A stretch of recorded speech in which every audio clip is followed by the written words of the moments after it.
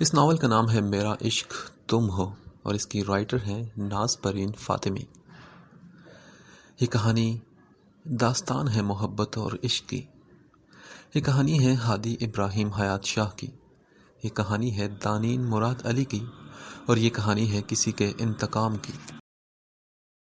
تمہیں بخشی ہے دل پہ حکمرانی اور کیا دیتے، تمہیں بخشی ہے دل پہ حکمرانی اور کیا دیتے، یہی ہے بس ہماری راجدھانی اور کیا دیتے۔ ستاروں سے کسی کی مانگ بھرنا ایک فسانہ تھا، تمہارے نام لکھ دی زندگانی اور کیا دیتے۔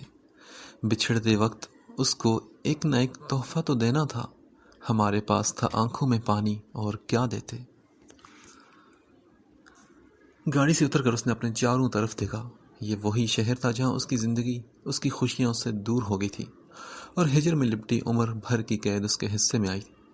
بہت کچھ بدلا تھا، مگر اس شہر کی چکا چوند میں کوئی فرق نہیں آیا تھا۔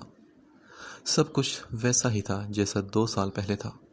اس نے 2 سال بعد اس شہر میں قدم رکھا تھا، پورے 2 سال بعد۔ اس شہر میں وہ مہربان وجود رہتا تھا جو اس کی زندگی کی سب سے بڑی خوشی تھا۔ وقت نے اس کی زندگی کی سب سے بڑی خوشی چھین لی تھی، اس کے وجود سے جان کھینچ لی تھی، اس کے روح میں گہرے زخم لگے تھے۔ وہ 2 سال بعد اسی شہر میں واپس لوٹی تھی جہاں اس کا وجود زخمی ہوا تھا، اور یہ گھاؤ ایسے تھے کہ ساری زندگی بھی بھر نہیں سکتے تھے۔ اس نے سوچا تھا کہ وہ اس شہر میں کبھی واپس لوٹ کر نہیں آئے گی، مگر 2 سال بعد وہ پھر اسی شہر کی زمین پر موجود تھی۔ اب اگر وہ پلٹ کر آئی بھی تھی تو صرف اور صرف اپنے لیے اور اپنے اپنوں کے لیے جو اس کی زندگی تھے۔ وہ نہیں جانتی تھی کہ اسے کن حالات کا سامنا کرنا پڑے گا، بس اپنوں کی خوشی کے لیے وہ آ ہی گئی تھی، اور جب فیصلہ کر ہی لیا تھا تو پھر سوچنا کیسا۔ اچانک اس کے کانوں میں آوازیں گونجنے لگی اور اس کے پورے جسم میں درد کی لہر دوڑ گئی۔ کسی کی آواز آئی کہ مجھے بھول گئی کیا، کبھی میری یاد نہیں آئی، کبھی سوچا نہیں مجھے، میری یاد نہیں آئی نا، تم مجھے بھول تو نہیں گئی نا، تم کتنی جلدی بدل گئی، تم مجھ سے ملنے بھی نہیں آئی۔ کوئی مدھم آوازی میں سرگوشی میں بولا تھا، نہیں کبھی نہیں، میں تمہیں کبھی نہیں بھول سکتی۔ کیا ہوا دانین؟ کسی نے اس کے کندھے پر ہاتھ رکھ کر اس سے پوچھا تھا، اور وہ ایک دم اپنے خیالوں سے چونک اٹھی تھی۔ اس نے اپنے چاروں طرف دیکھا، مگر وہاں کوئی نہیں تھا سوائے اس کے اور اس کے بھائی کے۔ دانین کیا ہوا، بتاؤ مجھے، تم ٹھیک تو ہو نا؟ کچھ نہیں بھائی، بس ایسے ہی، میں بالکل ٹھیک ہوں، چلیں نا اندر چلتے ہیں۔ اچھا دانی، میں چلتا ہوں، ساری فارمیلٹیز میں نے پوری کر دی ہے، تمہیں کسی چیز کی ضرورت ہو تو مجھے بتا دینا۔ اب سے صرف اپنی اسٹڈیز پر فوکس کرنا اور کوئی بیکار بات اپنے ذہن میں مت لانا، اور یہ بات ہمیشہ یاد رکھنا کہ ہم سب تم سے بہت محبت کرتے ہیں۔ تمہاری ضد پر تمہیں اس ہاسٹل میں رہنے کی اجازت تھی، نہیں تو تم پھوپھو کے گھر بھی رہ سکتی تھی۔ حدید بھائی، آپ کی ضد پر ہی تو میں یہاں ہوں، ورنہ شاید میں کبھی آتی ہی نہیں۔ آپ جانتے ہیں نا کہ میں وہاں نہیں رہنا چاہتی، پھر کیوں نام لے رہے ہیں وہاں کا؟ دانی نے ان کی بات بیچ میں ہی کاٹ دی اور غصے سے منہ دوسری طرف کر لیا تھا۔ اچھا نہیں کہوں گا کچھ بھی، سوری، ناراض تو نہیں ہونا؟ اب میں چلتا ہوں، مجھے دیر ہو رہی ہے، جلد ہی تم سے ملنے آؤں گا۔ جی ٹھیک ہے بھائی، اوکے دانین، اللہ حافظ، اپنا خیال رکھنا، اور اگر کسی چیز کی ضرورت ہو تو مجھے ضرور بتانا۔ ٹھیک ہے بھائی، آپ بھی اپنا خیال رکھیے گا۔ حدید کے واپس جانے کے بعد وہ اپنے کمرے کی طرف چل پڑی تھی۔ رات کا اندھیرا چاروں طرف پھیلا ہوا تھا، سڑکوں پر ٹریفک نہ ہونے کے برابر تھا۔ روڈ لائٹس جل رہی تھی اور لائٹس کی مدھم روشنی میں ایک سیاہ کار روڈ پر دوڑتی جا رہی تھی۔ اس کی ڈرائیونگ سیٹ پر ایک بے حد خوبصورت نوجوان بیٹھا تھا۔ کار کے میوزک سسٹم پر کوئی انگلش گانا چل رہا تھا۔ وہ بہت لاپرواہی سے کار چلا رہا تھا۔ وہ بے مقصد سڑکوں پر گاڑی دوڑا رہا تھا۔ اس کی کالی چمکتی آنکھیں جس قدر خوبصورت تھیں، ان میں بے چینی بھی تھی۔ آدھی رات تک سڑکوں پر بے مقصد گاڑی چلانے کے بعد 2 بجے وہ ایک گھر کے سامنے کار روک کر ہارن بجا رہا تھا۔ گیٹ کھلنے میں 1 منٹ لگا تھا۔ اس نے ایک جھٹکے سے کار آگے بڑھا کر پورچ میں کھڑی کر دی۔ کار کے اندر جاتے ہی چوکیدار نے گیٹ بند کر دیا۔ گاڑی پارک کرنے کے بعد وہ گھر میں داخل ہوا تو سارے گھر میں گہری خاموشی کا راج تھا۔ وہ تھکا سا سیڑھیوں کی طرف بڑھ رہا تھا کہ اسی وقت ایک ادھیڑ عمر کے شخص نیچے کا دروازہ کھول کر باہر آئے اور بولے، ہادی بابا، آپ آج پھر دیر سے گھر آئے ہیں؟ سلیم بابا نے روزانہ کا پوچھا جانے والا سوال دہرایا تھا۔ سوری بابا، دیر ہوگی، کل سے میں وقت پر آ جاؤں گا۔ اچھا ٹھیک ہے، کھانا لگاؤں آپ کے لیے؟ نہیں، مجھے بھوک نہیں۔ ٹھیک ہے، آپ جا کر سو جائیں، رات بہت ہو گئی ہے۔ جی ٹھیک ہے، وہ یہ کہہ کر سیڑھیوں پر چڑھ کر اپنے روم میں چلا گیا۔ کمرے میں پہنچ کر وہ جوتوں سمیت بستر پر گر گیا تھا۔ اگلی صبح جب اس کی آنکھ کھلی تو اس نے گھڑی اٹھا کر وقت دیکھا تو صبح کے 8 بج رہے تھے۔ اس نے کروٹ بدلتے ہوئے اپنے اوپر کمفرٹر کھینچا اور سستی سے پھر سے آنکھیں بند کر لی۔ اسی وقت سلیم بابا اس کے کمرے میں داخل ہوئے تو وہ ابھی تک سو رہا تھا۔ ہادی اٹھو بیٹا۔ بابا سونے دینا، ابھی تو بہت ٹائم ہے۔ ارے بیٹا صبح کب کی آ کے گزر بھی گئی، اب تو دن بھی شروع ہو چکا ہے، دوپہر کا 1 بج رہا ہے۔ اٹھ کر نہا لو اور ناشتے کا بھی ٹائم بیت چکا ہے، میں کھانا لگاتا ہوں۔ اچھا ٹھیک ہے، یہ کہہ کر اس نے آنکھیں پھر سے بند کر لی۔ ہادی بابا آپ رات تک جاگتے رہتے ہیں اور صبح دیر سے اٹھتے ہیں، اور یہ دیکھیں جوتے پہن کر سو رہے ہیں آپ۔ جوتے پہن کے سونے سے کیا بہت اچھی نیند آتی ہے آپ کو؟ ان کی بات پر وہ مسکرایا اور بولا ہاں بہت اچھی۔ اچھا میں کھانا لگا رہا ہوں، آپ فریش ہو کر نیچے آ جائیں۔ ٹھیک ہے جاتا ہوں، ابھی آپ میرے کپڑے نکال دیں۔ یہ کہہ کر وہ باتھ روم کی طرف چل دیا تھا۔ سلیم بابا اس کے کپڑے اور جوتے وغیرہ نکال کر جا چکے تھے۔ بات لینے کے بعد اس نے کپڑے چینج کیے، بال سنوارے، پرفیوم لگانے کے بعد گھڑی اپنی محبوب کلائی پر باندھی اور جوتے پہن کر باہر نکل گیا۔ وہ نیچے پہنچا تو کھانے کی میز پر کھانے سے اٹھتی مہک اس کی ہلکی ہلکی بھوک کو چمکا چکی تھی۔ وہ جلدی سے کرسی کھینچ کر بیٹھ گیا۔ ہادی بابا بڑے صاحب کا فون آیا تھا تو آپ سو رہے تھے، میں نے آپ کو جگایا نہیں۔ وہ کہہ رہے تھے کہ جب آپ جاگ جائیں تو آپ سے کہوں کہ آپ ان سے بات کر لیں۔ ٹھیک ہے سلیم بابا، میں بات کر لوں گا۔ وہ نیپکن سے ہاتھ پہنچتے ہوئے کھڑا ہو گیا، تبھی اس نے موبائل بیپ پر جینس کی پاکٹ سے موبائل نکال کر بنا نمبر دیکھے کال ریسیو کی۔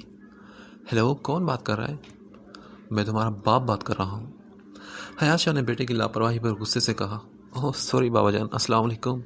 وہ میں نے آپ کا نمبر دیکھا نہیں تو میں ایسے ہی موبائل اٹھا لیا تھا۔ وعلیکم السلام، کہاں تھے ہادی بیٹا صبح سے؟ کتنے فون کیے تم کو؟ ٹھیک تو ہو نا تم؟ بابا جان I'm سوری، میں بس آپ کو کال کرنے ہی والا تھا نا، میں بالکل ٹھیک ہوں، آپ کیسے ہیں؟ میں بھی ٹھیک ہوں، اللہ کا شکر ہے۔ اچھا کیا تم سمرا سے ملنے گئے تھے؟ نہیں بابا جان، لیکن میں چلا جاؤں گا انکل کی طرف کل تک اور سمرا سے بھی مل لوں گا۔ ان کے سوال پر اس نے بیزاری سے جواب دیا تھا۔ اچھا ایک اور بات تھی جو میں نے تمہیں بتانی تھی۔ جی بابا بولیے، میں سن رہا ہوں۔ بیٹا مجھے پتہ چلا ہے کہ مراد علی کی بیٹی اسی شہر میں پڑھنے کے لیے آ چکی ہے جہاں اس وقت تم ہو۔ تم اسے تلاش کرنے کی کوشش کرو، وہ لڑکی اس کے باپ کو سبق سکھانے کا ذریعہ ہے۔ مراد علی کا نام سنتے ہی ہادی کی اپنے موبائل پر پکڑ سخت ہو گئی تھی۔ ٹھیک ہے بابا، میں اسے تلاش کرتا ہوں۔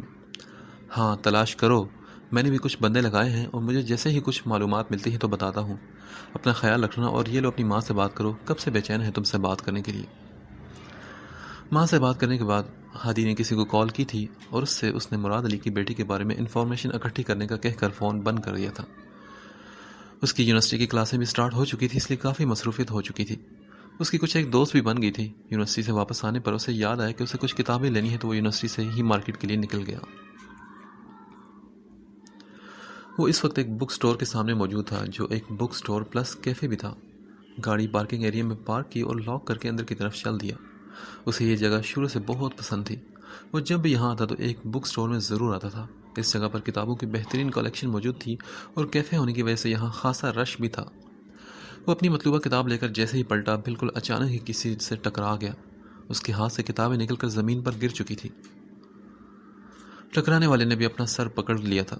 وہ ایک لڑکی تھی، سیاہ سوٹ میں ملبوس، سیاہ ہی دوپٹہ سلیقے سے سر پر اوڑے اس نے اپنا سر تھاما ہوا تھا۔ I'm sorry، آپ کو زیادہ لگی تو نہیں نا؟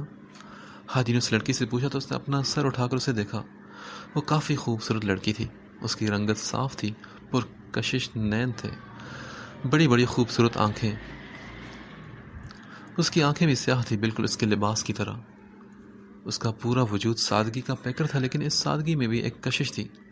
اس لڑکی نے ناراض نظروں سے اسے دیکھا مگر بولی کچھ نہیں۔ وہ نیچے گری کتابوں کو اٹھانے لگی تو ہادی اس کی مدد کرنے کے لیے جھکا تو اس سے پہلے اس نے جلدی سے اپنی بکس اٹھائی اور وہاں سے نکل کر سیدھا کاؤنٹر پر آ گئی اور پیمنٹ کر کے وہاں سے نکل گئی تو وہ بھی حیران سا کاؤنٹر کی طرف آ گیا۔ بل پے کرنے کے بعد وہ بھی وہاں سے نکل کر باہر چلا آیا۔ عجیب لڑکی تھی، کوئی جواب ہی نہیں دیا۔ وہ بڑبڑاتے ہوئے اپنی کار کی طرف بڑھ گیا تھا مگر وہ لڑکی ابھی تک اس کی سوچی پر حاوی ہو چکی تھی۔ وہ جب گھر واپس آئے تو وہیں لاؤنج میں ہی صوفے پر بیٹھ گیا تھا۔ صوفے سے ٹیک لگا کر وہ آنکھیں بند کر گیا تو اچانک اس کا فون بجنے لگا۔ اس نے فون اٹھا کر دیکھا تو اسکرین پر موم کالنگ لکھا آ رہا تھا۔ اس نے کال ریسیو کی اور سلام کیا۔ السلام علیکم امی۔ وعلیکم السلام، کیسے ہو ہادی بیٹا؟ میں ٹھیک ہوں امی۔ ہادی واپس آ جاؤ نا۔ مگر کیوں امی؟ بس ایسے ہی بیٹا، تمہاری یاد آ رہی تھی۔ ان کی بات پر مسکرا دیا اور بولا امی میں جلد واپس آؤں گا۔ بابا نے جو کام دیا ہے بس وہ ختم ہوتے ہی آپ کے پاس چلا آؤں گا۔ میں یہاں آپ لوگوں کے لیے ہی تو آیا تھا۔ اچھا ٹھیک ہے بیٹا، یہ بتاؤ کہ بھائی صاحب کی طرف گئے تھے، سمرا سے ملے؟ ان کے پوچھنے پر ہادی نے ایک گہری سانس لی اور بولا نہیں، لیکن جاؤں گا کسی دن امی، مل آؤں گا سب سے۔ کسی دن نہیں، تم آج ہی جاؤ گے بیٹا، یہ میرا حکم ہے۔ بھائی صاحب کتنی بار کہہ چکے ہیں کہ اتنے دن سے تم وہاں ہو اور ایک بار بھی نہیں کہ ان کی طرف۔ ٹھیک ہے امی، چلا جاؤں گا آج ہی۔ ہادی بیٹا، سمرا اچھی لڑکی ہے، تم جانتے ہو نا کہ تمہاری شادی میرا کتنا بڑا ارمان ہے۔ تم نے اپنے بارے میں کیا سوچا ہے؟ کیا تم کسی کو پسند کرتے ہو؟ اپنی امی کی بات سن کر وہ ان کا مطلب سمجھ گیا تھا۔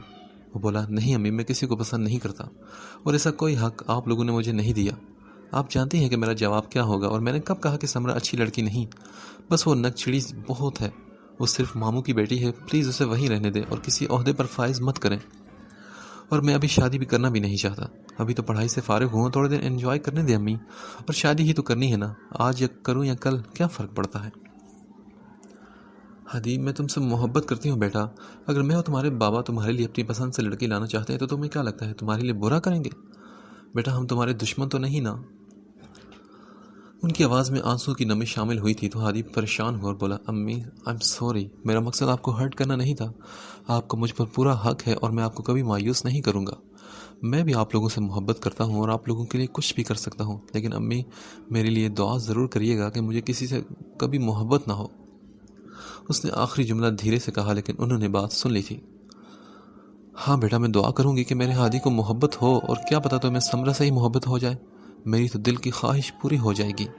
اچھا امی، ابھی میں فون رکھتا ہوں، آپ سے میں بعد میں بات کروں گا، ماموں کی طرف جانے کے لیے مجھے تیار بھی ہونا ہے۔ ہاں ہاں ٹھیک ہے بیٹا، جاؤ اور تیار ہو اور جاؤ، اور ان سب کو میرا سلام کہنا اور اپنا خیال رکھنا۔ فون بند کر کے وہ اپنے روم کی طرف چل پڑا تھا۔ اس کے کمرے میں چاروں طرف اندھیرا تھا اور وہ بیڈ پر لیٹی سو رہی تھی۔ وہ مارکیٹ سے آتے ہی لیٹ گئی تھی اور تھکن کی وجہ سے کب نیند آئی اسے پتہ ہی نہ چلا۔ پھر اچانک وہ اٹھ بیٹھی۔ کمرے میں اندھیرا دیکھ کر وہ گھبرا گئی، اسے ہمیشہ سے ہی اندھیرے سے ڈر لگتا تھا۔ اس نے پاس پڑا موبائل اٹھا کر ٹائم دیکھا تو رات کے 11 بج رہے تھے۔ اس نے بیڈ سے اٹھ کر لائٹ آن کی، پاس ٹیبل پر رکھے جگ سے پانی نکال کر پیا اور چہرے پر آئے ہوئے پسینے کو صاف کیا اور ایک لمبی سانس لے کر خود کو نارمل کیا۔ موبائل بیڈ پر ڈال کر کھڑکی کے پاس آ کر کھڑی ہوئی۔ عجیب سی الجھن ہو رہی تھی اسے، آج کافی دنوں کے بعد پھر اس کے اندر وحشت بڑھنے لگی تھی۔ کھڑکی پر آئی تو ہوا کا تیز جھونکا اس کے چہرے سے ٹکرایا تو اسے سکون کا احساس ہوا۔ اس نے کھڑکی کے پٹ سے ٹیک لگا کر آسمان کی طرف نظر اٹھا کر دیکھا۔ آسمان پر بہت سارے ستارے روشن تھے، ان ستاروں کے بیچ میں چاند پوری آب و تاب کے ساتھ چمک رہا تھا۔ وہ چاند کو دیکھے جا رہی تھی جب اس کی آنکھ سے آنسو نکل کر اس کے چہرے پر لکیر بناتا ہوا گم ہو گیا۔ آج ایک تارا دیکھا میں نے جو ٹوٹ گیا اور جو میرے جیسا تھا، اور چاند کو دیکھا جس کو کوئی فرق نہیں پڑا جو تیرے جیسا تھا۔ وہ کتنی دیر تک چاند کو دیکھتی رہی تھی، اس کی آنکھوں میں کسی کا عکس لہرایا تھا اور آنسو ایک بار پھر اس کی آنکھوں سے بہہ نکلے تھے۔ اسے کسی کی باتیں یاد آئی، کسی نے اسے کہا تھا کہ تم رویا مت کرو پلیز، مجھے اچھا نہیں لگتا، تم مجھے ہنستی مسکراتی اچھی لگتی ہو۔ کسی کے کہے الفاظ اس کے کانوں میں گونجے تھے۔ زندگی میں کچھ ایسے بھی ہوتے ہیں، لمحے ایسے بھی ہوتے ہیں جنہیں ہم بھولنا نہیں چاہتے اور نہ ہی ان لمحوں کو ہم کھونا چاہتے ہیں، اور وہ یادیں ہمیشہ ہمارے دل اور دماغ میں زندہ رہتی ہیں۔ درد نے اس کے وجود کو اپنی لپیٹ میں لے لیا تھا اور کتنی دیر تک وہ سب یاد کر کے روتی رہی تھی۔ مجھے تم سے کیوں محبت ہوگی جب مجھے تم سے جدا ہونا تھا؟ کیوں میرا درد کم نہیں ہوتا؟ میرا دل چاہتا ہے کہ تم لوٹ آؤ، کاش کہ میرے پاس ایسی کوئی جادو کی چھڑی ہوتی جس سے میں تمہیں دوبارہ پا سکتی۔ بہت یاد آتی ہے تمہاری، میں تم سے کبھی الگ نہیں ہو پائی، میری یادوں کے سفر میں تم ہمیشہ میرے ساتھ رہتے ہو۔ کاش کہ تم میرے ہوتے تو میں یوں اس طرح غم زدہ نہ ہوتی۔ اس کا چہرہ آنسو سے بھیگا ہوا تھا اور آنکھیں آنسو سے بھر چکی تھی۔ وہ کھڑکی بند کر کے بیڈ پر آ کر لیٹ گئی تھی، یہ دیکھے بنا کہ سامنے بنے بنگلے کی چھت پر کھڑا وجود اسے اپنی نظروں کی گرفت میں لیے ہوئے تھا۔ مٹھی میں کائنات بڑی دیر تک رہی، مٹھی میں کائنات بڑی دیر تک رہی، میری طرف حیات بڑی دیر تک رہی۔ ڈھلنے لگی تھی رات کہ تم یاد آ گئے، اور پھر اس کے بعد رات بڑی دیر تک رہی۔ وہ یہاں اپنے ماموں کے گھر آیا تھا، اس کے بابا کی کال آئی تھی اور نیچے آواز صاف نہ آنے کی وجہ سے وہ بات کرنے کے لیے چھت پر چڑھ گیا تھا۔ بات کرتے کرتے جب وہ مڑا تو اس کی نظر سامنے کھڑکی سے ٹیک لگائے اس لڑکی پر گئی۔ یہ وہی لڑکی تھی جو اس سے بک شاپ میں ٹکرائی تھی، جو بہت اداس اور ساری دنیا سے ناراض لگ رہی تھی۔ اس کی آنکھیں آنسو سے بھری ہوئی تھی اور آنسو سے لبالب بھری اس کی معصوم نگاہیں پتہ نہیں کیوں اسے اس طرح روتے دیکھ کر ہادی کو بھی دکھ ہوا تھا۔ اس کے آنسو اپنی انگلی کے پوروں سے چننے کی حسرت جاگی تھی اس کے دل میں۔ پھر نہ جانے کیا ہوا تھا، جیسے وہ ان بھیگی آنکھوں سے بن کے رہ گیا تھا۔ اپنے ارد گرد سے بے پرواہ وہ بس اسے ہی دیکھے جا رہا تھا۔ ہوش میں تو تب آیا جب وہ کھڑکی بند کر کے اس کی نظروں سے گم ہو گئی۔ اس نے آسمان کی طرف دیکھ کر دل ہی دل میں دعا کی تھی کہ اس لڑکی کی ساری تکلیفیں دور ہو جائیں، یہ جانے بغیر کہ وہی اس کی تکلیفوں کا باعث بننے والا تھا۔ لیکن کوئی نہیں جانتا کہ تکلیفیں کس کا مقدر بننے والی تھی۔ رات کو دیر سے سونے کی وجہ سے اس کی آنکھ صبح دیر سے کھلی تو وہ ہڑبڑا کر اٹھی تھی۔ پھر جلدی جلدی تیار ہو کر یونیورسٹی پہنچی اور یونیورسٹی کے گیٹ کے پاس پہنچ کر اس نے گھڑی میں ٹائم دیکھا تو سکون کا سانس لیا۔ وہ ٹائم پر پہنچ گئی تھی۔ اس نے کشف کی تلاش میں گیٹ پر نظر ڈالی تو وہ وہاں موجود نہیں تھی۔ جس دن سے ان کی دوستی ہوئی تھی ان دونوں نے طے کیا تھا کہ جو بھی جلدی آئے وہ گیٹ کے پاس انتظار کرے، اس لیے وہ وہیں ایک دوسرے کا انتظار کیا کرتی تھی۔ کشف کے آتے ہی وہ دونوں یونیورسٹی میں داخل ہو گئی اور کلاس کی طرف بڑھ گئی تھی۔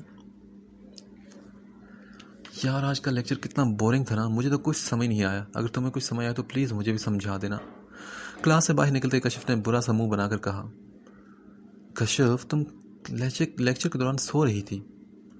دانین نے کشف کو غصے سے دیکھتے ہوئے کہا، یار اتنا بڑا لیکچر دیا ہے سر نے آج، مجھے تو بیٹھے بیٹھے نیند آ گئی تھی، سچ میں کیا کرتی۔ کشف نے لاپرواہی سے کہا، دیکھنا تم اپنی انہی حرکتوں کی وجہ سے نہ کسی دن سر کی ڈانٹ کھاؤ گی۔ لیکچر تو تم نے نوٹ نہیں کیا ہوگا۔ اس نے سوالی نظروں سے اسے دیکھا اور پھر خود ہی کہنے لگی، لو میں بھی کس سے پوچھ رہی ہوں، جب تمہیں سونے سے فرصت ہی نہیں تھی تو لیکچر خاک نوٹ کیا ہوگا تم نے۔ یار میری جان تم ہو نا، میں تم سے لیکچر کاپی کر لوں گی۔ ہائے کیا مزے کی نیند آئی تھی کلاس میں، سونے کا مزہ ہی کچھ اور ہے۔ تمہیں کسی دن ٹرائی کر کے دیکھنا، بہت مزہ آئے گا۔ کشف روانی میں بول رہی تھی جیسے کوئی بہت بڑا کارنامہ سر انجام دیا ہو۔ تمہارا تو کچھ نہیں ہو سکتا۔ کشف کی بات سن کر دانی نے نفی میں سر ہلایا۔ ہاں مجھے پتا ہے میرا کچھ نہیں ہو سکتا، اس لیے اب کینٹین چلتے ہیں، مجھے بہت تیز بھوک لگی ہے۔ کشف نے اپنے پیٹ پر ہاتھ پھیرتے ہوئے کہا تو دانی نے اسے دیکھ کر مسکرا دی، ہاں چلو بھوکڑ کہیں کی۔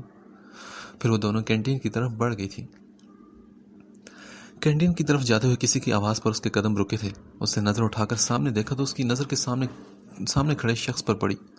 وہ کسی سے بات کر رہا تھا۔ اس نے وائٹ شرٹ اور بلیک پینٹ پہنی تھی۔ شرٹ کی آستین کو کوہنی تک فولڈ کیے، بالوں کو کرینے سے سیٹ کیے، صاف رنگت، ہلکی ہلکی داڑھی، ذہانت سے بھرپور سیاہ آنکھیں۔ وہ سچ میں خاصا ڈیسنٹ بندہ تھا۔ اس کی شخصیت میں سب سے خوبصورت اس کی آنکھیں، مسکراہٹ اور اس کی آواز تھی جو سامنے والے کو اپنی طرف کھینچنے کی صلاحیت رکھتی تھی۔ اس کی آواز میں جیسے کوئی جادو تھا، اس کی آواز جیسے کوئی برسوں کا بھٹکا ہوا مسافر اپنی منزل پا لے۔ دانی نے اس کو ایک نظر دیکھا اور اس کی نظر ایک پل کے لیے ٹھہر سی گئی۔ آس پاس کی ہر چیز جیسے غائب ہو گئی تھی۔ دانین کہاں گم ہو تم؟ کشف جو کب سے اسے بولے جا رہی تھی اس کی آواز بھی اس تلک نہیں آ رہی تھی۔ ارے کہاں گم ہوگی میڈم، میں کب سے بول رہی ہوں، تم نے کوئی جواب ہی نہیں دیا۔ کشف نے پیچھے مڑ کر دیکھا تو اس کے سامنے کی طرف محویت نوٹ کر کے اس کی نظروں کے تعاقب میں دیکھا تو دو ہینڈسم سے لڑکے کھڑے کسی بات پر مسکرا رہے تھے۔ دانین کیا ہوا؟ ارے کچھ نہیں، ویسے ہی، بس چلو چلتے ہیں اس کینٹین سے۔ دانی نے اسے کہا تو کشف نے کہا، یار ویسے بندہ نا بہت ہینڈسم ہے۔ کشف کہیں بھی کھڑی ہو کر شروع مت ہو جایا کرو۔ اس نے اگر سن لیا تو اسے لگے گا کہ ہم اس کے بارے میں بات کر رہے ہیں۔ اچھا، اور جو تم اتنی دیر سے کھڑی سے گھور رہی تھی تب تو پتہ نہیں چلا ہوگا نا اسے۔ اچھا سوری نا، چلو اب یہاں سے۔ ہاں چلتے ہیں، مجھے لگتا ہے دانین کی یہ نیو ایڈمیشن ہے۔ کشف اس کی بات کو نظر انداز کرتے ہوئے اسے دیکھتے ہوئے کہنے لگی، چلو دیر ہو رہی ہے، ابھی تفتیش بعد میں کر لینا۔ اس کو وہیں جمع دیکھ کر دانی نے کہا، مگر بات کرتے کرتے دانین کی نظر ایک بار پھر پھسل کر اس کی طرف گئی تھی اور اتنی تیزی سے اس نے نظروں کا زاویہ تبدیل کیا تھا کیونکہ وہ بھی اس کی طرف دیکھ رہا تھا۔ اس کے دیکھنے پر دانین کا دل دھڑک اٹھا تھا۔ وہ ان آنکھوں کا مقابلہ زیادہ دیر تک نہیں کر سکی تھی، اس لیے نگاہیں جھکا گئی تو وہ بھی مسکرا دیا۔ کشف میں جا رہی ہوں، تم نے آنا کہ نہیں؟ دانین رکو یار۔ دانین کے وہاں سے تیزی سے جانے پر کشف بھی اس کے ساتھ بھاگتی ہوئی کینٹین سے نکل پڑی۔ کسی کی نظریں خود پر محسوس کر کے ہادی نے نظر اٹھا کر سامنے دیکھا تو ہادی کی نظر دو لڑکیوں پر پڑی جو شاید نہیں بلکہ یقیناً اسی کے بارے میں بات کر رہی تھی۔ سامنے سے دیکھ کر دل عجیب انداز میں دھڑکا تھا۔ وہ اپنی اس کیفیت کو سمجھ نہ پایا کیونکہ وہ اس سے نگاہیں نہیں ہٹا پایا تھا، اور پھر ان کی نظروں کا ملاپ ہوا اور اس کے ایک ٹک اپنی طرف دیکھنے پر وہ نظریں جھکا گئی تو آگے بڑھ گئی۔ اس کے نظریں جھکانے پر وہ بھی مسکرایا تھا۔ پھر ہادی کی نظروں نے دور تک اس کا پیچھا کیا تھا۔ اس کا نام بھی اس نے سن لیا تھا، دانین۔ اس کے دل نے بے اختیار ایک دھڑکن مس کی تھی۔ وہ اپنے دل کی انجان سی ہوتی حالت کو سمجھ نہیں پا رہا تھا۔ ہادی، میں کب سے تم سے بات کر رہا ہوں، تم پتہ نہیں کہاں گم ہو۔ یہ کہتے ہوئے دانش نے اس کی طرف دیکھا جو کب سے سامنے کی طرف دیکھ رہا تھا۔ وہ اس کی آواز پر چونکا اور بولا، نہیں ایسا تو کچھ نہیں۔ ہوش میں آ جا یار، وہ تو چلی گئی ہے کب کی۔ دانش نے اس کی نظروں کے تعاقب میں دیکھتے ہوئے مذاق میں کہا، شٹ اپ ایڈیٹ، میں تیری طرح نہیں ہوں۔ وہ سامنے دیکھتے ہوئے بولا، جہاں سے وہ گزر کر گئی تھی۔ کیا بات ہے شہزادے، دل اپنی جگہ پر ہے یا اس کے ساتھ چلا گیا ہے؟ اگر کوئی ایسی بات ہے تو بتا دے۔ بکواس مت کر دانش، آپ چلو جس کام کے لیے آئے تھے وہ کر لیں۔ اس کی بات کو نظر انداز کرتے ہوئے بولا، چلو آج نہیں تو نہ صحیح، لیکن کبھی نہ کبھی تو تم مجھے ضرور بتاؤ گے۔ اس کی طرف دیکھتے ہوئے بولا، ہاں، اور وہ وقت کبھی نہیں آئے گا، سمجھے تم؟ آئے گا میرے دوست، اور میں اس وقت کا شدت سے انتظار کروں گا۔ دیکھو اگر تمہاری بکواس ختم ہوگی تو چلو، ورنہ میں اکیلے ہی چلا جاتا ہوں۔ ہادی یہ کہتے ہوئے آگے بڑھنے لگا۔ اچھا یار، آ رہا ہوں، رک تو صحیح۔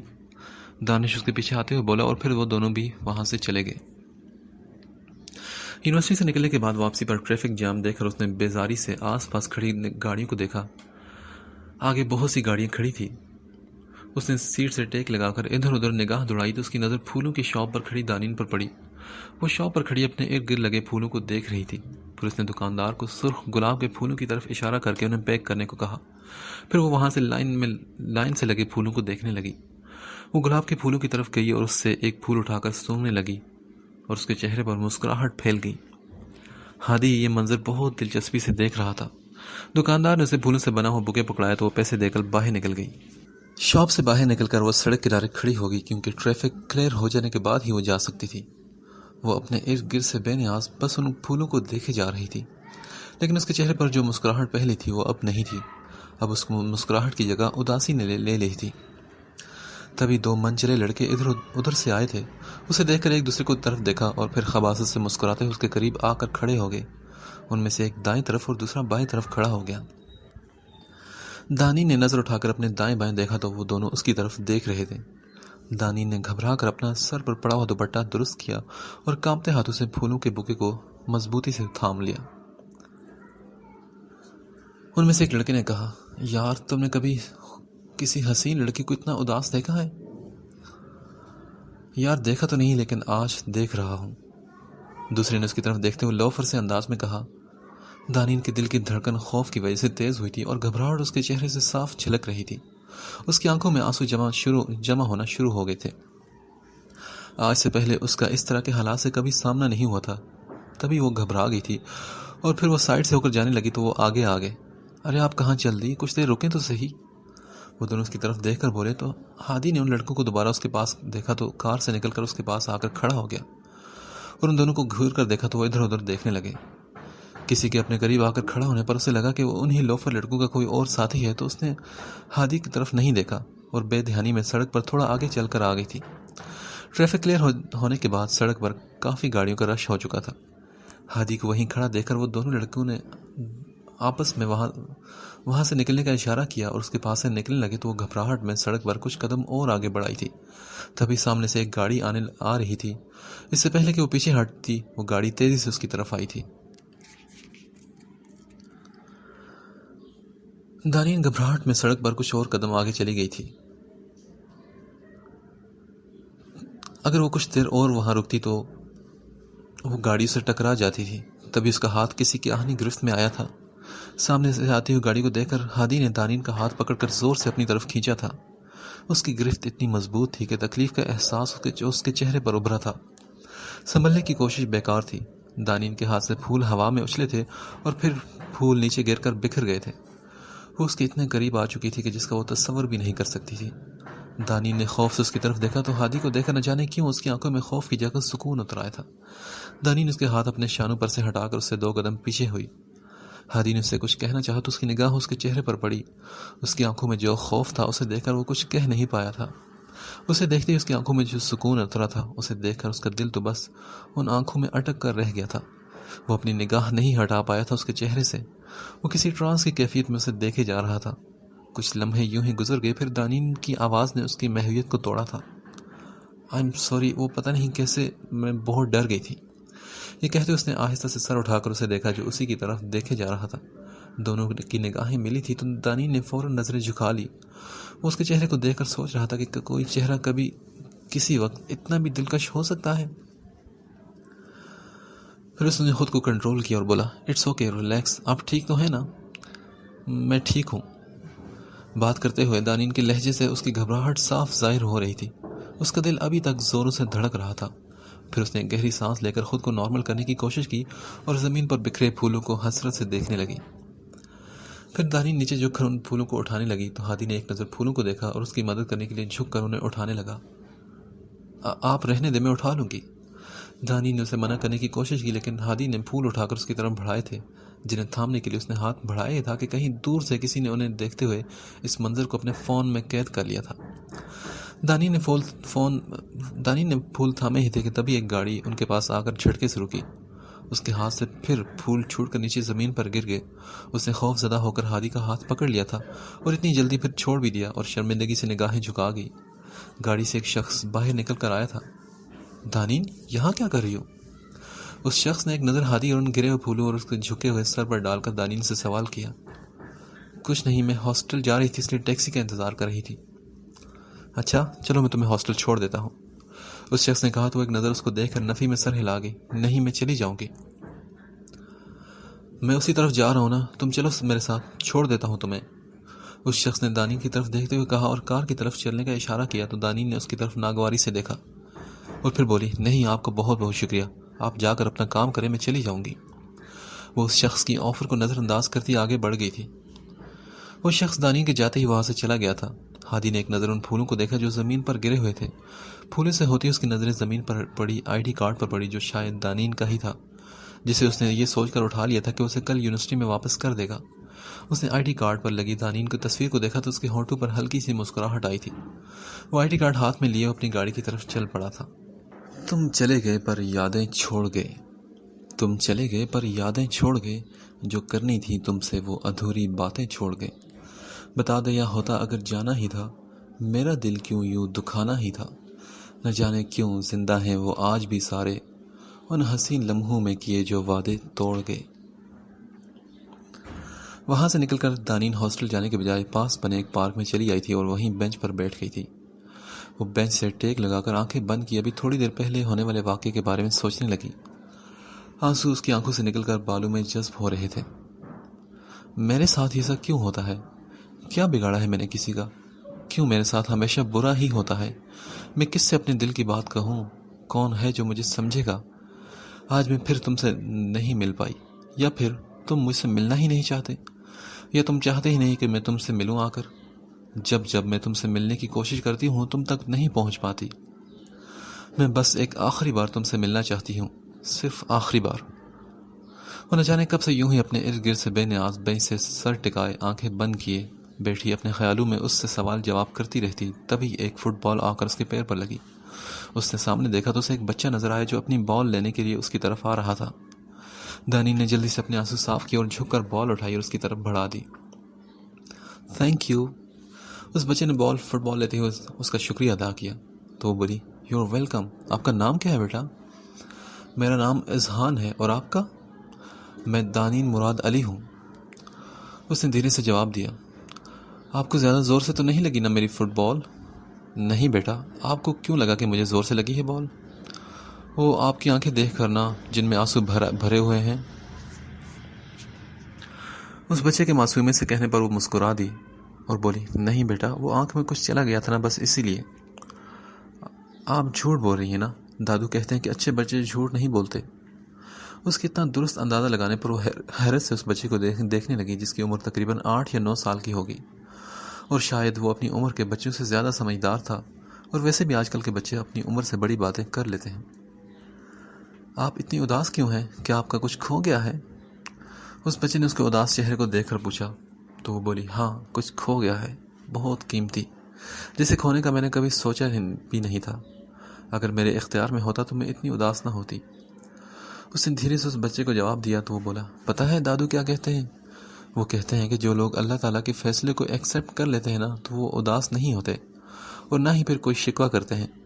اللہ تعالیٰ کبھی بھی اپنے پیارے بندوں سے ایسی چیز لے لیتے ہیں جو انہیں بہت پیاری ہوتی ہے، اور کبھی کبھی ایسی چیز دے دیتے ہیں جس کے بارے میں انہوں نے سوچا بھی نہیں ہوتا۔ اللہ کبھی بندوں سے لے کر آزماتے ہیں اور کبھی کچھ دے کر اپنے بندوں کو آزماتے ہیں۔ آپ اللہ تعالیٰ کی رضا میں راضی ہو جائیں تو شاید آپ کی کھوئی ہوئی چیز آپ کو واپس مل جائے۔ اس بچے کے منہ سے اتنی بڑی بات سن کر وہ حیران ہوئے بغیر نہ رہ سکی۔ آپ کے دادو تو بہت اچھی باتیں کرتے ہیں۔ ہاں نا، مائی دادو از دا بیسٹ، اس بچے نے فخر سے کہا۔ پھر وہ بولا، کیا آپ مجھ سے دوستی کریں گی؟ اس نے اپنا ننھا سا نرم اور ملائم ہاتھ اس کی طرف بڑھایا جس نے مسکرا کر دانی نے تھام لیا تھا۔ پھر اس نے مسکرا کر کہا، تو آج سے ہم فرینڈز ہیں نا؟ ہاں بالکل۔ کیا آپ یہاں روز آتے ہو؟ ہاں میں روز آتا ہوں۔ آپ کو پتہ ہے آپ کی مسکراہٹ بہت پیاری ہے، آپ ایسے ہی مسکرایا کریں۔ اچھا، گڈ آئیڈیا، میں ضرور ایسا کروں گی۔ اس کے معصومانہ انداز پر اس نے مسکرا کر کہا، اچھا اب میں چلتا ہوں، اب میرے ڈرائیور انکل آ گئے ہوں گے، دیر ہو گئی نا تو دادو پریشان ہوں گے۔ وہ بینچ سے اٹھتے ہوئے بولا تو دانی نے سوال کیا، اچھا کیا صرف دادو انتظار کرتے ہیں آپ کا؟ آپ کے ماما پاپا وہ کیا کرتے ہیں؟ وہ نہیں کرتے نا، ماما تو آفس میں ہوتی ہیں اور دادو کہتے ہیں کہ بابا تو اللہ کے پاس ہیں، اللہ تعالیٰ ان سے بہت محبت کرتے ہیں نا تو انہوں نے بابا کو اپنے پاس بلا لیا، اور دادو مجھ سے بہت محبت کرتے ہیں تو مجھے دادو کے پاس رہنے دیا۔ اوہ آئی ایم سوری، پر آپ کو دکھ تو ہوتا ہوگا نا، یاد بھی آتی ہوگی بابا کی؟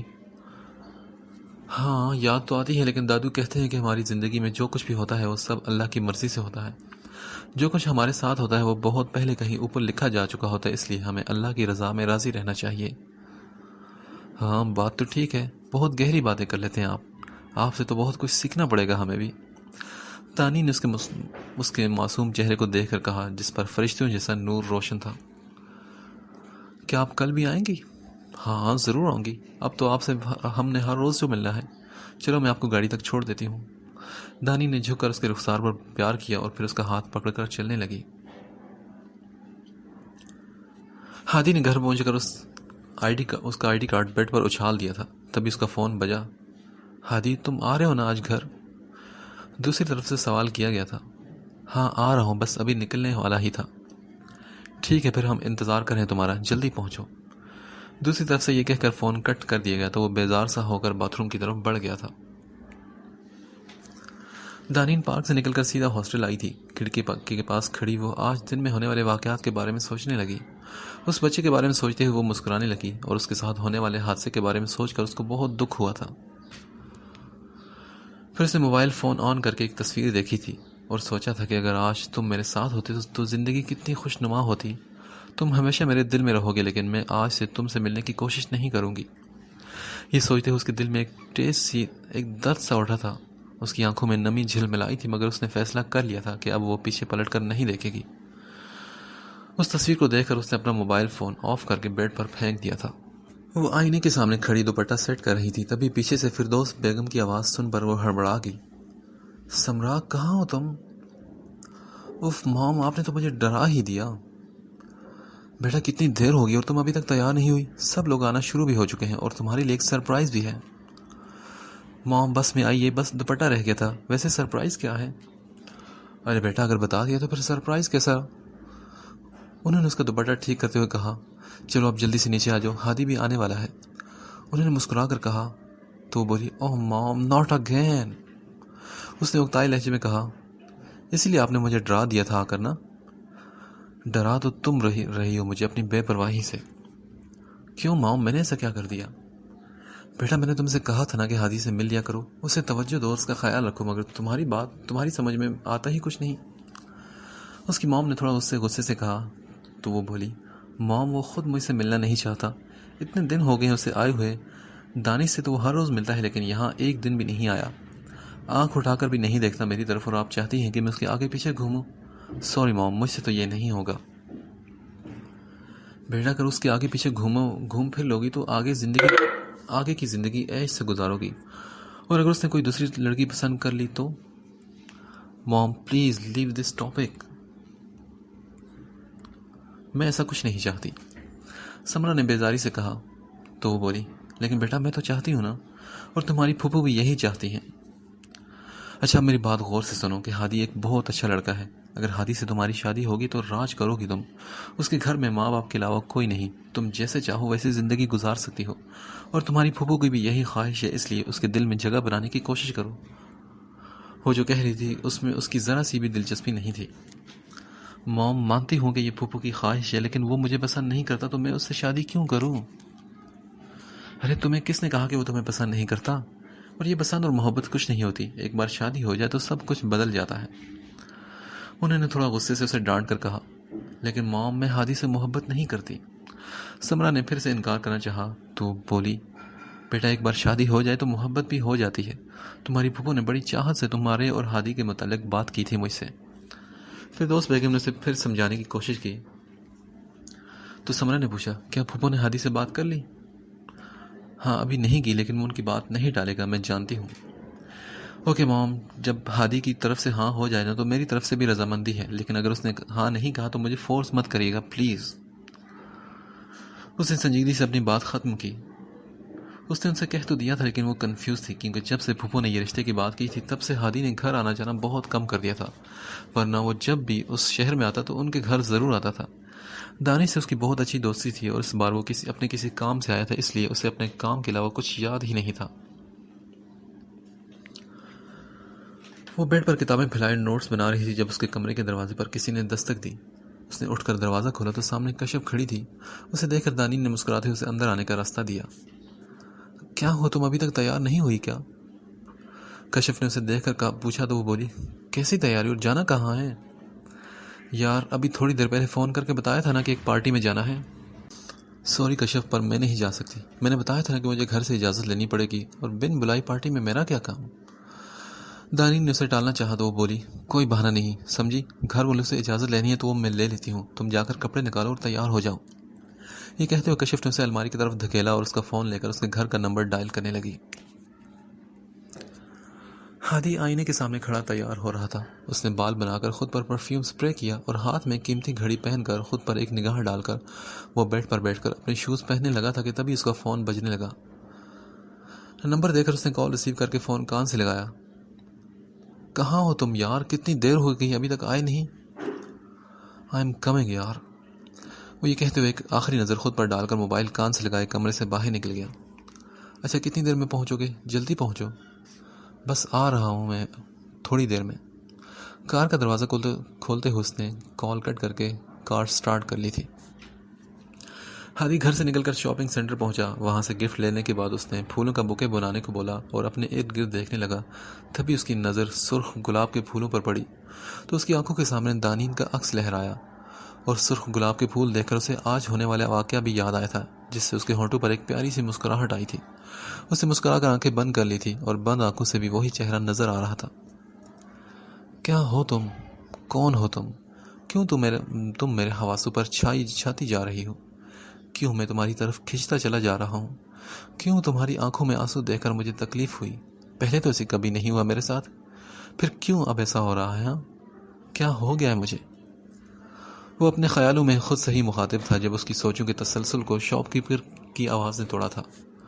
اس نے شاپ کیپر کو ان سرخ گلابوں کی پیمنٹ کی اور کاغذ پر ایک ایڈریس لکھ کر اسے دیا, اور اس بکے کو وہاں پہنچانے کا کہہ کر وہاں سے کار لے کر چل پڑا.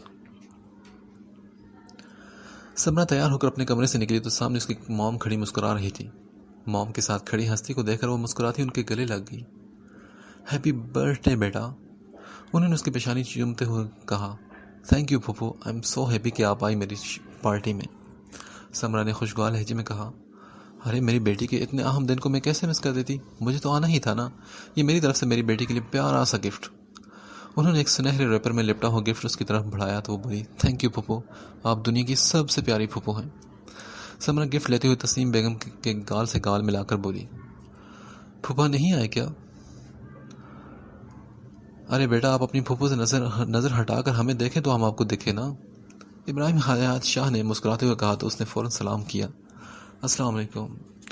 وعلیکم السلام بیٹا، سالگرہ مبارک ہو آپ کو۔ Thank you uncle. ہادی آ گیا ہے کیا؟ انہوں نے اپنے بیٹے کے بارے میں پوچھا تو وہ بولی کیا مطلب آپ کا؟ آپ ہادی سے نہیں ملی؟ نہیں میری جان، میں تو سیدھا یہیں آئی ہوں آپ کی پارٹی میں۔ ہم نے سوچا تھا کہ یہ ہادی بھی یہیں ہوگا۔ آپ کا بیٹا اور یہاں پایا جائے ہو ہی نہیں سکتا۔ ایسا لگتا ہے کہ جیسے وہ یہاں آئیں گے تو کوئی انہیں قابو کر لے گا۔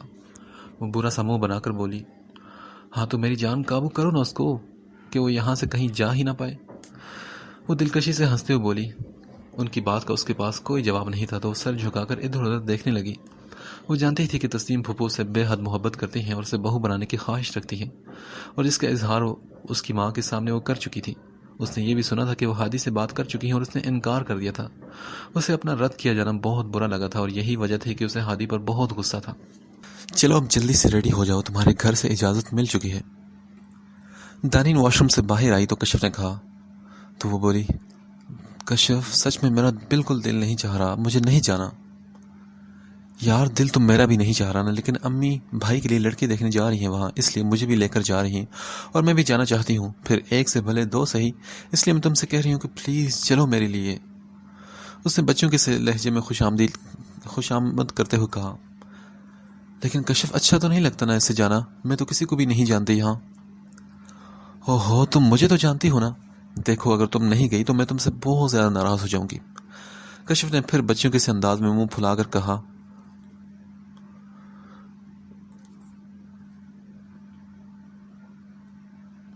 اسے دیکھ کر اسے اس کے ساتھ ہوئی اپنی پہلی ملاقات یاد آئی تھی۔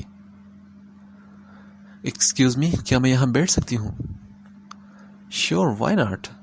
دانین کے کہنے پر اس کے ساتھ بیٹھ گئی تھی۔ پھر وہ بولی ہائے، میرا نام کشف ہے اینڈ آئی ایم نیو کمر، میرا مطلب ہے کہ یونیورسٹی میں نئی ہوں۔ اس نے پوچھا تو دانین نے کہا ہاں میں بھی نئی ہوں، کیا تم مجھ سے دوستی کرو گی؟ کشف نے ہاتھ بڑھاتے ہوئے کہا تو دانین نے کہا کیوں نہیں۔ اس نے اس کا بڑا ہوا ہاتھ تھام لیا تھا۔ پھر کشف اور دانین چند ہی دنوں میں گھل مل گئی تھی۔ ان دونوں کی دوستی اتنی گہری ہو گئی تھی کہ کسی تیسرے بندے کی گنجائش ہی نہ بچی تھی۔ اب چلو بھی، کہاں گم ہو؟ چلتی ہوں نا یار، لیکن پھر ہم جلدی واپس آئیں گے، پرومس کرو۔ Okay promise. پھر دانین نے الماری سے ایک بلیک کلر کا سوٹ نکالا۔ پھر کپڑے چینج کرنے کے بعد اس نے بال بنائے اور ہاتھ میں گھڑی پہن کر اس کی طرف مڑی اور بولی چلو میں ریڈی ہوں۔ کیا مطلب تم ریڈی ہو؟ اتنی سادہ سی، تھوڑا سا میک اپ تو کر لو یار۔ کشف نے اس کے سادہ مگر خوبصورت چہرے کو دیکھتے ہوئے کہا تو وہ بولی نہیں میں ایسے ٹھیک ہوں کشف، اگر مجھے ایسے ہی لے کر جانا ہے تو چلو، ورنہ میں یہیں بیٹھ جاتی ہوں۔ اچھا اب زیادہ بک بک کرنے کی ضرورت نہیں، اور ویسے بھی میں تو ایسے ہی کہہ رہی تھی، تم تو سادگی میں بھی کمال لگتی ہو میری جان۔ چلو اب چلتے ہیں۔ کشف یہ کہہ کر اٹھنے لگی تو دانین بولی کشف کبھی کبھی تو مجھے لگتا ہے کہ تمہارے اندر کسی لڑکی کی روح گھسی ہوئی ہے۔ پتہ نہیں دانین، تم مجھے اتنی اچھی کیوں لگتی ہو یار، کاش کہ میں لڑکا ہوتی تو فوراً تم سے شادی کر لیتی۔ کشف نے عاشقانہ لہجے میں کہا اچھا پہلے تو مجھے لگتا تھا، پر اب یقین ہے کہ تم سچ میں پاگل ہو۔ وہ اپنا دوپٹہ سیٹ کرتے ہوئے بولی، تبھی اچانک دروازے پر دستک ہوئی تو دونوں نے ایک دوسرے کی طرف دیکھا۔ دانی نے حیران ہوتے ہوئے کہا اس وقت کون آ گیا؟ میں دیکھتی ہوں یار، تم اپنا کام کرو۔ کشف نے دانین سے کہہ کر دروازے کی طرف گئی۔ دروازہ کھول کر اس نے دیکھا باہر کوئی نہیں تھا، بس ایک سرخ گلاب کے پھولوں کا بوکے رکھا ہوا تھا۔ کشف کون ہے؟ واو یار اتنے پیارے پھول، یہ دیکھو دانین۔ کشف سرخ گلاب کے پھولوں کا بوکے لیے اس کی طرف آئی تھی۔ یہ کہاں سے آیا اور کون دے کر گیا ہے؟ دانی نے بوکے پکڑتے ہوئے پوچھا۔ یہی باہر رکھا تھا اور مجھے کیا پتا کہ کون دے کر گیا ہے؟ کشف نے لا علمی کا اظہار کیا۔ تمہیں کیا لگتا ہے کیا کس نے بھیجے ہوں گے یہ پھول؟ ہاں میں کیا کہہ سکتی ہوں کشف، یہ دیکھو اس میں ایک کارڈ بھی ہے۔ کشف نے کہا تو اس نے بوکے سے کارڈ نکال کر دیکھا جس کے باہر اس کا نام لکھا تھا۔ اس نے کارڈ کھولا اور پڑھ کر اسے بولی کیا یہ تمہاری شرارت تو نہیں؟ نہیں دانین، میرا اس میں کوئی ہاتھ نہیں۔ کارڈ کے اوپر لکھا تھا یہ پھول پھولو جیسی شہزادی کے لیے۔ ایک ہاتھ میں پھول اور دوسرے ہاتھ میں کارڈ تھامے وہ خاموش کھڑی تھی۔ کشف نے اسے خاموش دے کر پوچھا، کیا لکھا ہے، پڑھو نا۔ کچھ نہیں، چلو ہمیں دیر ہو رہی، اس کا بعد میں دیکھیں گے کہ کیا کرنا ہے۔ پھر اس نے پھول اور کارڈ بیڈ پر رکھے اور دوپٹہ سلیقے سے اوڑھ کر کشف کا ہاتھ پکڑ کر باہر نکل گئی۔ وہ اس وقت ایک عالی شان عمارت کے سامنے کھڑا تھا۔ اس کے دائیں بائیں گاڑیوں کی لمبی قطاریں لگی تھیں۔ اپنی کار پارک کر کے وہ بھی اندر کی طرف بڑھ گیا تھا جہاں آج کا فنکشن تھا، اور اندر جا کر اس نے ارد گرد کا جائزہ لیا۔ پارٹی کا انتظام باہر لان میں کیا گیا تھا۔ ارے تم اب آ رہے ہو، کب سے انتظار کریں ہم سب تمہارا۔ وہ کھڑا ہو کر دانش کو ڈھونڈ رہا تھا کہ اسے ملنے آ گیا۔ یار اب آ تو گیا ہونا، بڑی مہربانی تیری، آ تو گیا ہونا، بڑے وقت پر آئے ہو، اب بھی نہ آتے۔ دانش نے اس کی نقل اتارتے ہوئے اسے طنز کیا۔ اچھا سوری یار، تھوڑا لیٹ ہو گیا ہوں، معاف کر دو مجھے۔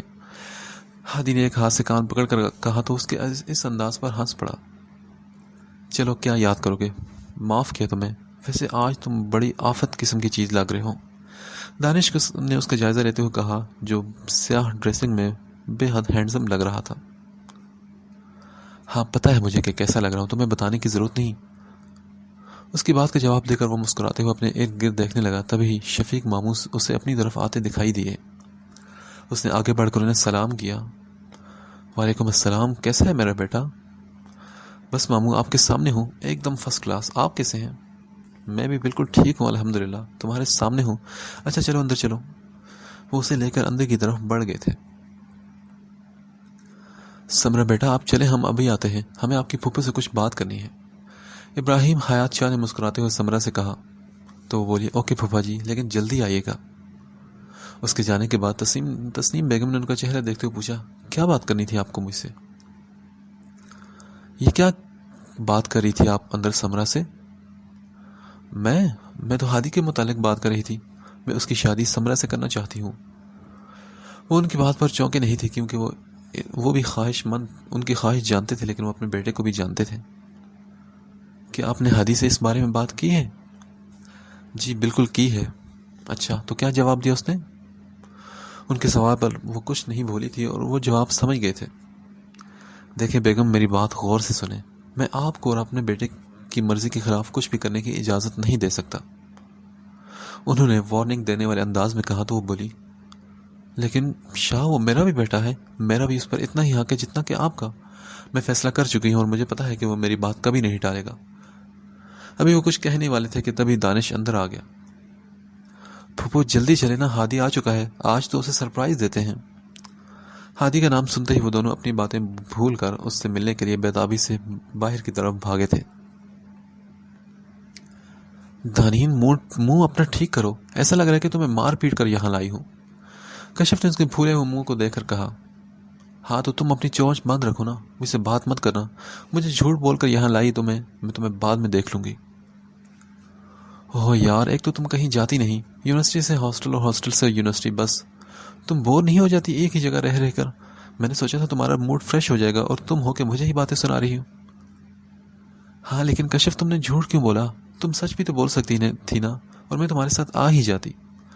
دانی نے کہا تو کشف نے ایک ہاتھ سے اپنا کان پکڑ کر اسے سوری بولا۔ آئی ایم سوری میری سچائی کے پتلے، آئندہ ایسا نہیں ہوگا۔ اب اگر آ ہی گئی ہو تو پارٹی انجوائے تو کر لو۔ اچھا تم میرے لیے آئی ہو تو اپنا موڈ ٹھیک کرو نا، تھوڑی دیر میں ہم چلتے ہیں یہاں سے واپس۔ اس کے انداز پر دانین کو بے تحاشا ہنسی آئی تھی۔ ٹھیک ہے، بس اپنی تقریر بند کرو، میں صرف تمہاری وجہ سے آئی ہوں، ورنہ مجھے کوئی شوق نہیں تھا بن بلائی پارٹی میں آنے کا۔ جاؤ، تمہیں معاف کیا، کیا یاد رکھو گی؟ یہ کہہ کر وہ پاس رکھی ٹیبل کے پاس کرسی پر بیٹھ گئی تھی۔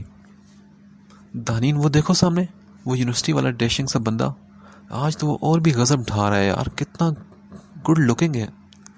کشف نے دانین سے کہا تو دانین نے پیچھے مڑ کر دیکھا، وہ سامنے کھڑا کسی سے بات کر رہا تھا۔ اس کی نظریں ہادی پر ٹک کر رہ گئی اور ارد گرد کی ہر چیز جیسے غائب ہو گئی تھی۔ ہیلو دانین، کہاں کھو گئی تم؟ کشف کے کہنے پر وہ ہوش کی دنیا میں واپس لوٹی اور کشف کی طرف دیکھا تو اسے گھور رہی تھی۔ دانین، میں نے صرف تمہیں سے دکھایا تھا اور تم تو اسے فرصت سے گھورنے بیٹھ گئی۔ اس کی بات پر وہ خود کو ڈانٹتی اس کی طرف سے نظریں پھیر گئی تھی۔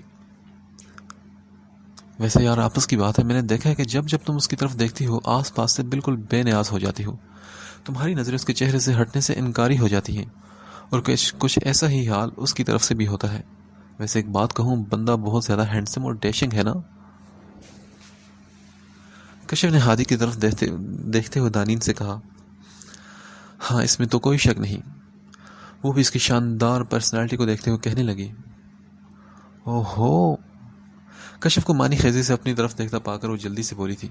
ایسا کچھ بھی نہیں جیسا تم سوچ رہی ہو۔ اب جو چیز اچھی ہے تو ہے نا، میں اسے برا تھوڑی کہہ سکتی ہوں۔ اب بند کرو یہ ٹاپک اور دیکھو انکل اور آنٹی کہاں ہیں۔ ہیپی برتھ ڈے سمرا، ہادی نے پھولوں کا بوکے سمرا کی طرف بڑھاتے ہوئے کہا۔ اوہ تھینک یو سو مچ ہادی، کیسے ہیں آپ؟ مجھے تو یقین نہیں تھا کہ آپ آؤ گے۔ اچھا، میرے بارے میں بڑی بدگمانیاں پالی ہیں آپ نے۔ ہاں، تو آپ کے رویے نے یہ بدگمانیاں پیدا کی ہیں۔ اس کی بات پر چونک کر ہادی نے اس کی طرف دیکھا۔ اچھا چھوڑیں ان سب باتوں کو، آپ کے لیے میرے پاس ایک سرپرائز ہے۔ اس نے اپنی بات کا اثر ختم کرنے کے لیے جلدی سے کہا۔ تو ہادی بولا، برتھ ڈے تمہارا ہے اور سرپرائز میرے لیے؟ ہاں نا، میں نے سوچا کہ اس بار کچھ الگ کرتے ہیں، آپ کو سرپرائز دیتی ہوں۔ تبھی اس نے آنکھوں کے اشارے سے اسے پیچھے دیکھنے کو کہا۔ وہ جیسے ہی پیچھے مڑا تو سامنے اپنے والدین کو کھڑے پایا۔ امی، بابا آؤ۔ وہ فوراً جا کر ان سے لپٹ گیا۔ انہوں نے بھی اس کے ماتھے پر بوسہ دیا۔ اس کی ماں نے کہا، میرا بچہ، میرا ہادی، کب سے میری آنکھیں ترس گئی ہیں تجھے دیکھنے کے لیے۔ برخوردار، ہم بھی ادھر ہیں، اپنے بابا سے نہیں ملو گے؟ ان کے کہنے پر سبھی مسکرا دیے تھے، وہ بھی مسکراتے ان کے گلے لگ گیا تھا۔ چلو اب جلدی سے کیک کاٹ لو، مہمان ویٹ کر رہے ہیں سمرا بیٹے۔ شفیق صاحب کے کہنے پر پھر سب کی تالیوں کے بیچ سمرا نے اپنا برتھ ڈے کیک کاٹ ڈالا تھا۔ یہ برتھ ڈے پارٹی بہت شاندار تھی اور سبھی اپنی اپنی خوش گپیوں میں مصروف تھے۔ وہ دانش کے ساتھ باتوں میں مصروف تھا کہ تبھی دانش کسی کے بلانے پر وہاں سے چلا گیا تو وہیں کھڑے کھڑے لوگوں کا جائزہ لینے لگا، اور تبھی اس کی نظر سامنے لمحہ بھر کے لیے ٹھہری۔ ان سب میں کہیں وہ بھی تھی۔ اسے دیکھ کر ہادی کا دل تیزی سے دھڑک اٹھا اور اس کی نظروں نے پلٹنے سے انکار کر دیا۔ وہ اس وقت ایک ٹیبل کے پاس اکیلی بیٹھی تھی، کبھی مسکرا کر ادھر ادھر دیکھ لیتی اور کبھی بیزار سی ہو کر موبائل میں جھک جاتی۔ وہ بہت دیر تک اسے دیکھتا رہا، پھر اٹھ کر اس کی طرف بڑھا تھا۔ اس نے سوچا کہ آج وہ اس سے بات کر کے رہے گا، تبھی اس کی ماں نے اسے پیچھے سے پکارا۔ ہادی، کہاں جا رہے ہو بیٹا؟ کہیں نہیں امی، میں تو یہی ہوں۔ کیسا ہے میرا بیٹا، ٹھیک تو ہے نا؟ جی امی، میں بالکل ٹھیک ہوں۔ اچھا ہادی، بات سنو۔ اس کے والد ابراہیم حیات شاہ نے اسے پکارا تھا۔ کیا شاہ جی، آپ کچھ دیر تو اسے میرے پاس رہنے دیں۔ ایک تو میرے بچے کو مجھ سے اتنی دور کر دیا اور اب 2 گھڑی سکون سے بات بھی نہیں کرنے دے رہے۔ ہادی، ادھر بیٹھو کچھ دیر میرے پاس، پھر ابھی ہمیں واپس بھی جانا ہے۔ کیوں، آپ لوگ جا رہے ہیں اتنی جلدی؟ ہاں بیٹا، آپ کے بابا کو کچھ آفس کا کام ضروری کام ہے نا، اس لیے جانا ہوگا۔ ہادی، مجھے تم سے کوئی ضروری بات کرنی ہے۔ امی، آپ تھوڑی دیر بیٹھے، میں بس آتا ہوں ابھی، بس تھوڑی دیر، پھر میں آپ کے ساتھ ہی رہوں گا۔ بس میں یوں گیا اور یوں آیا۔ وہ ان کے ماتھے پر بوسہ دیتا ہوا بولا اور پھر وہاں سے چلا گیا۔ دادو سنے نا۔ کیا ہوا دادو کی جان، خیریت؟ دادو، وہ دیکھیں وہاں میری دوست ہے، میں ان سے مل کر آ جاؤں؟ بیٹا، آپ کے دوست یہاں کیسے؟ اس کے دادو حیران ہوئے تھے کیونکہ وہاں اس کی عمر کا کوئی بچہ نہیں تھا۔ دادو، وہ میری نیو فرینڈ ہے نا، مجھے پارک میں ملی تھی، وہ دیکھیں وہ سامنے کھڑی ہے۔ میں جاؤں دادو پلیز؟ اس نے سامنے کی طرف اشارہ کرتے ہوئے پوچھا۔ اچھا بیٹا جاؤ، لیکن جلدی سے مل کر میرے پاس واپس لوٹ آنا۔ اوکے دادو، وہ یہ کہتا وہ فوراً وہاں سے چلا گیا تھا۔ دانین اکیلی بیٹھی بور ہو رہی تھی تو کبھی وہ آس پاس نگاہ ڈال لیتی اور کبھی بیزاری سے موبائل کو دیکھنے لگتی۔ کشف دوسری ٹیبل پر انکل آنٹی کے ساتھ اپنے کسی قریبی رشتہ دار سے باتوں میں مصروف تھی۔ اس نے اسے بھی اپنے ساتھ بیٹھنے کو کہا لیکن اس نے منع کر دیا تھا، اور اب وہ اکیلی بیٹھی بور ہو رہی تھی کہ تبھی اسے خود پر کسی کی نظروں کا احساس ہوا۔ اس نے نظر اٹھا کر دیکھا تو اسے کوئی دکھائی نہ دیا۔ جب ہی اس کی نگاہ اس پر پڑی، اس نے اپنی ماں کے ہاتھوں کو عقیدت سے تھامے ہوا تھا۔ اس کے لب مسکرا دیے اور وہ اس منظر میں کھو چکی تھی جب ہی اسے پاس سے کسی کی آواز آئی تھی۔ ہیلو میری دوست، السلام علیکم۔ اس نے پلٹ کر دیکھا تو اس کے چہرے پر مسکراہٹ دوڑ گئی تھی اسے دیکھ کر۔ وعلیکم السلام اذہان، آپ یہاں؟ ہاں، کیونکہ آج میری سمرا آپی کا برتھ ڈے ہے نا، اس لیے ہم سب یہاں اکٹھے ہیں، اذہان نے اس کا بڑا ہوا ہاتھ تھام کر کہا۔ اور آپ یہاں اکیلی کیوں بیٹھی ہیں؟ وہ میری دوست ہے نا، وہ ادھر گئی ہے، اس لیے میں اکیلی بیٹھی ہوں۔ آپ بتائیں، آپ کس کے ساتھ آئے ہیں یا آپ اکیلے آئے ہیں؟ نہیں، دادو آئے ہیں نا میرے ساتھ، آپ آئے نا، میں آپ کو اپنے دادو سے ملواتا ہوں۔ اذہان اس کا ہاتھ پکڑ کر رفیق صاحب کی طرف بڑھا تھا۔ اذہان، میں پھر مل لوں گی، ابھی آپ میرے پاس بیٹھے۔ دانین نے اسے ٹالنا چاہا کیونکہ نئے لوگوں سے ملنے اور بات کرنے کے معاملے میں وہ بالکل زیرو تھی۔ اسے سمجھ نہیں آتا تھا کہ کیا بات کرے، اس لیے وہ اسے ٹال رہی تھی۔ ارے چلے نا آپ، میں ملواتا ہوں دادو کو آپ سے۔ لیں، دادو تو یہیں آ رہے ہیں، اس نے سامنے دیکھ کر کہا۔ اتنے میں رفیق صاحب وہاں پہنچ گئے اور بولے، اذہان بچے، آپ کی ماما بلا رہی ہیں آپ کو۔ دادو میں جاتا ہوں، پہلے آپ ان سے ملے نا، یہ ہے میری نیو فرینڈ۔ اس نے اس کا تعارف کروایا تو اس کا چہرہ دیکھ کر تھوڑا سا حیرت زدہ رہ گئے تھے، کیونکہ کسی کی جھلک نظر آئی تھی اس کے چہرے پر انہیں۔ پھر انہوں نے اپنی سوچ کو جھڑک دیا اور مسکرا کر اس کی طرف دیکھا۔ دانی نے سلام کیا تھا۔ السلام علیکم انکل۔ وعلیکم السلام بیٹا، خوش رہو۔ تو آپ ہیں میرے اذہان کی نیو فرینڈ؟ جی انکل، میں ہی ہوں۔ اچھا، آپ کہاں رہتی ہو بیٹا؟ جی میں یہاں پاس ہی ہاسٹل میں رہتی ہوں، اس نے مختصر سا جواب دیا، اور اس سے پہلے کہ کوئی اور بات کرتے اذہان بول اٹھا، آپ یہاں اکیلی رہتی ہیں؟ آپ کے ماما بابا نہیں رہتے آپ کے ساتھ؟ نہیں، وہ لوگ تو گاؤں میں رہتے ہیں نا، اس نے جواب دیا۔ تبھی کشف بھی وہاں چلی آئی تھی۔ دانین، چلو نا، گھر نہیں جانا کیا؟ ماما بابا ویٹ کر رہے ہیں، وہ اپنی جھونک میں بولتی جا رہی تھی جب اس نے اس کا ہاتھ پکڑ کر اسے ان کی طرف متوجہ کیا۔ کشف نے سلام کرتے ہوئے دانین سے اشارے میں ان کے بارے میں پوچھا تو اذہان نے اس سے کہا، ہائے، میں اذہان ہوں۔ اوہ، نائس ٹو میٹ یو۔ اچھا انکل، ہم چلتے ہیں، پھر آپ سے ملاقات ہوگی، کشف نے کہا تو وہ بولے، آپ تو رکے نا تھوڑی دیر، ہمارے ساتھ پھر چلی جائے گا۔ اذہان نے دانین کا ہاتھ پکڑ کر اسے روکنا چاہا۔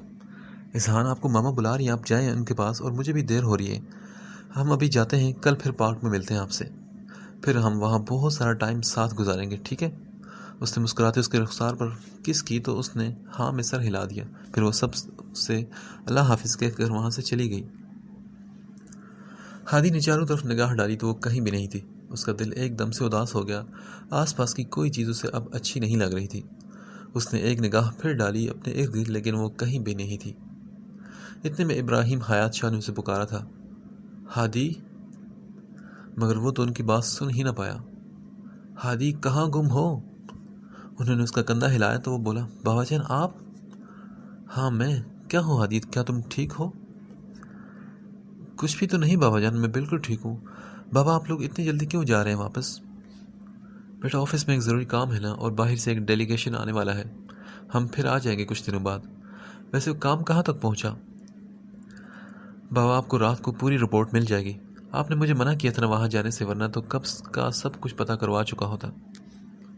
بیٹا میں نہیں چاہتا کہ تم وہاں کسی کی نظروں میں آؤ، اور ویسے بھی میں نے اپنے کچھ بندے لگوائے ہیں، لیکن زیادہ تفصیل سے معلومات نہیں ملی، لیکن جو بھی معلومات ملی ہے میں تمہیں ای میل کر دوں گا۔ اٹس اوکے بابا جان، آپ ریلیکس رہیں، میں سب سنبھال لوں گا۔ نہیں ہادی، میں ہاتھ پر ہاتھ رکھ کر نہیں بیٹھ سکتا، مجھے شدت سے اس دن کا انتظار ہے جب میں مراد علی کو ٹوٹتا ہوا دیکھوں، اسے ہارتا ہوا دیکھوں، تبھی مجھے سکون ملے گا۔ بس تم مجھے مایوس مت کرنا ہادی۔ وہ ان کے چہرے کو دیکھ کر ہی ان کی کیفیت کا اندازہ لگا سکتا تھا۔ پھر وہ بولا، بابا جان میں آپ کو کبھی مایوس نہیں کروں گا، اور وہ وقت دور نہیں جب آپ ان لوگوں کو ہارتا ہوا دیکھیں گے۔ ہادی نے یہ کہتے ہوئے غصے سے اپنی مٹھیاں بیچ لی تھی۔ مجھے تم سے ایسی ہی امید ہے میرے بچے، میرا غرور اور میرا مان، میری زندگی تم ہو۔ میں نے جو ابھی ای میل بھیجی اسے ابھی چیک کرو، اور جلد سے جلد یہ کام ختم کر کے واپس آ جاؤ، اور خیال رہے کہ جب تک یہ کام نہیں ہو جاتا کسی کو بھی تم پر شک نہیں ہونا چاہیے۔ ٹھیک ہے بابا جان، میں خیال رکھوں گا اس بات کا، ایسا کچھ نہیں ہوگا، میں پوری کوشش کروں گا، اور میں کوشش کروں گا کہ یہ کام جلد سے جلد ختم ہو جائے۔ آپ دونوں کی باتیں ختم ہوگی تو کچھ دیر کو میرے بیٹے سے مجھے بات کرنے دیں، ویسے بھی ابھی ہمیں تھوڑی دیر میں بعد نکل جانا ہے۔ ہادی کی ماما نے ناراضگی سے کہا تو وہ بولے، جی بالکل، کریں آپ اپنے بیٹے سے باتیں۔ ہادی اپنی ماں سے باتیں کر رہا تھا جبکہ اس کے بابا اس کی طرف پرسوچ انداز میں دیکھ رہے تھے۔ ان کا بیٹا ایک نرم مزاج بندہ تھا، اپنے کام سے کام رکھنے والا، لیکن جب اسے غصہ آتا تھا تو پھر اس کے سامنے کوئی ٹک نہیں پاتا تھا۔ اس کی سوچ اپنے بابا سے بے حد مختلف تھی۔ وہ یہ بدلے لینے کے حق میں نہیں تھا، لیکن ان کی محبت میں وہ یہ سب کرنے کو تیار ہوا تھا۔ اس کی کچھ باتیں انہیں اچھی نہیں لگتی، لیکن جب لوگ اس کی تعریف کرتے تو ان کا سر فخر سے بلند ہو جاتا۔ ہادی نے انہیں کبھی مایوس نہیں کیا تھا اور انہیں امید تھی کہ اس بار بھی وہ انہیں مایوس نہیں کرے گا، لیکن وہ اس کی نرم دلی سے بھی واقف تھے، اس لیے ان کے دل میں خیال آتا ہے کہ کیا وہ اس لڑکی کے ساتھ برا سلوک کرے گا یا پھر انہیں ایک بار پھر شکست ملے گی۔